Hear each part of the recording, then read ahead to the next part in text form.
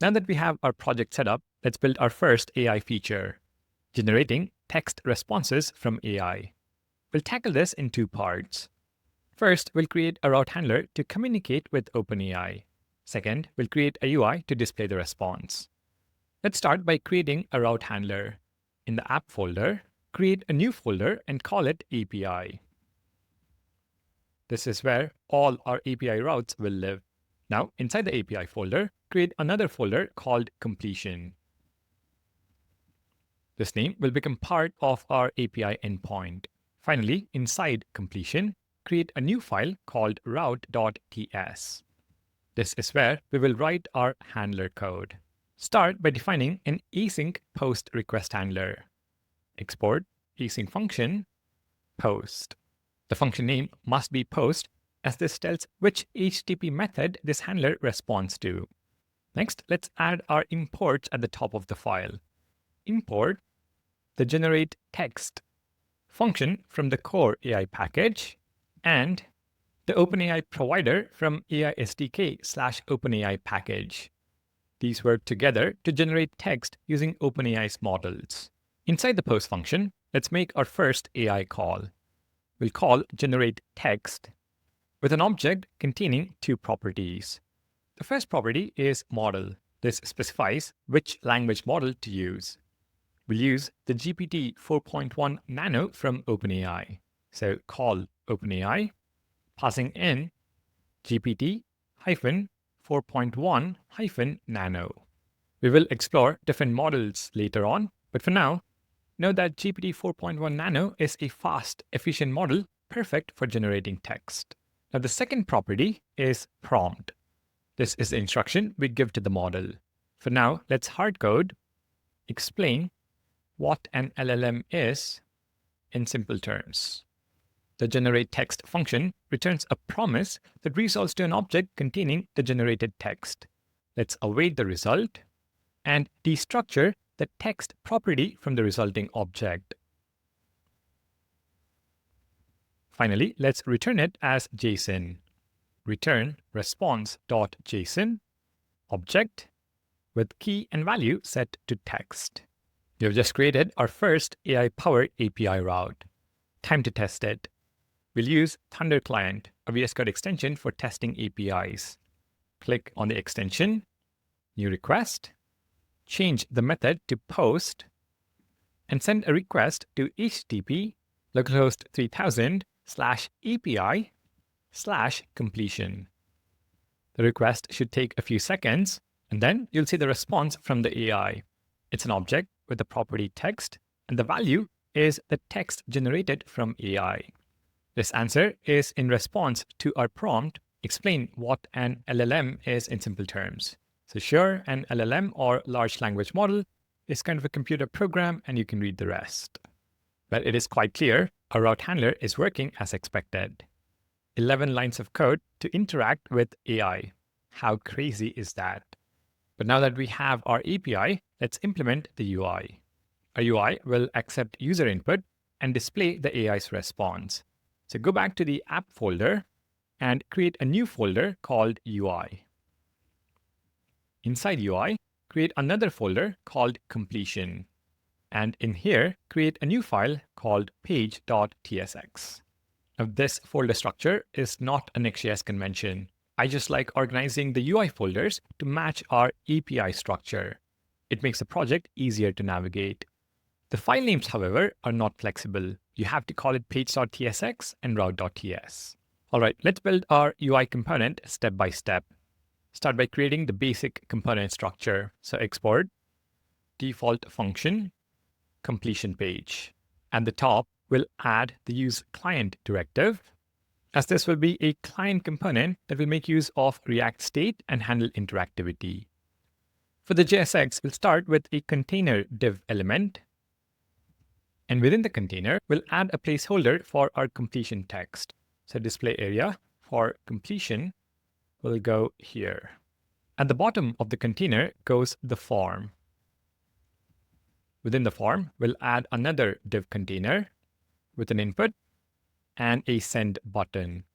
For the input, we'll add a placeholder. How can I help you? For button, type is equal to submit. Now that we have the structure, we can use Tailwind classes to style all the elements. And I'll skip this part in the video as styling components is not the focus of the course. You can see I've added Tailwind classes to all the elements, and you can copy these styles from the GitHub repo, but also feel free to style the UI to your liking. You can see this page in the browser by navigating to localhost 3000/UI/completion. You can see at the bottom of the screen, we have an input, how can I help you, with a send button and space for the completion text. Now let's go back to our editor and make the input interactive by adding state. At the top, import, use state from React, and create a state variable to track the input value. We'll call it prompt. The setter function set prompt, and the initial value is an empty string. This is for the user input. On the input element, we can bind value to prompt, and on change, we can call setPrompt, passing in event.target.value. Perfect. Now our input is controlled by React state. Next, let's add the functionality to call our API route handler. We'll need more state variables and a submit handler. We'll create a variable called completion. The setter function setCompletion, and the initial value is an empty string. This is for the AI response. We'll also create isLoading, set isLoading, with an initial value of false. This is our loading flag. Next, we define our submit handler. So const complete is the name of our function, and this is an async function.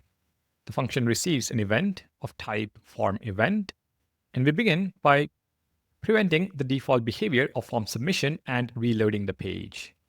Next, we call set isLoading and pass in true.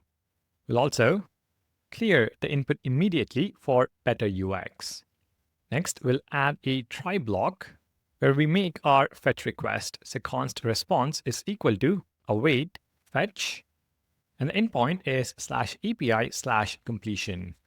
We'll also provide the options object. Method is post, headers, content type, application/JSON, and body JSON.stringify. We pass in the prompt. Once we get back the response, we convert it to JSON, so await response.json. We store it in data, and then we'll call setCompletion, passing in data.text. We'll add a finally block and set isLoading to false. Now let's connect this handler to our form and display the results. So form on submit is equal to complete, which is the function we've just defined. And then based on the loading flag, we will display the AI response.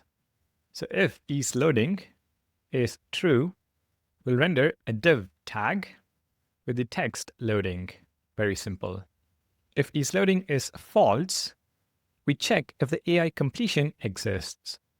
If it does, we render a div tag with the completion as content. And if the completion doesn't exist yet, we simply render null.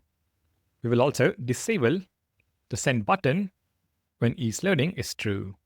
Finally, let's add proper error handling. We'll add a state variable to track errors and display them if they occur. So use state, we'll call this error, the setter function as setError, and initially the value will be null. The type is going to be either string or null, as we will populate the state variable with the error message when it occurs. So in the try block, if not response.ok, throw a new error, data.error, or something went wrong. Data.error will point to the error thrown from our API route. And if it doesn't exist, we fall back to something went wrong. And after the try block, we will add catch. We handle the error. We console log the error. And then we set the error. If error is instance of error, we set error.message. Otherwise, something went wrong, please try again. This right here is necessary to satisfy TypeScript. Now that we have an error variable and we are able to throw errors, let's update the JSX to show the errors. Within the div container, if there is an error, we render that error and we apply some Tailwind classes.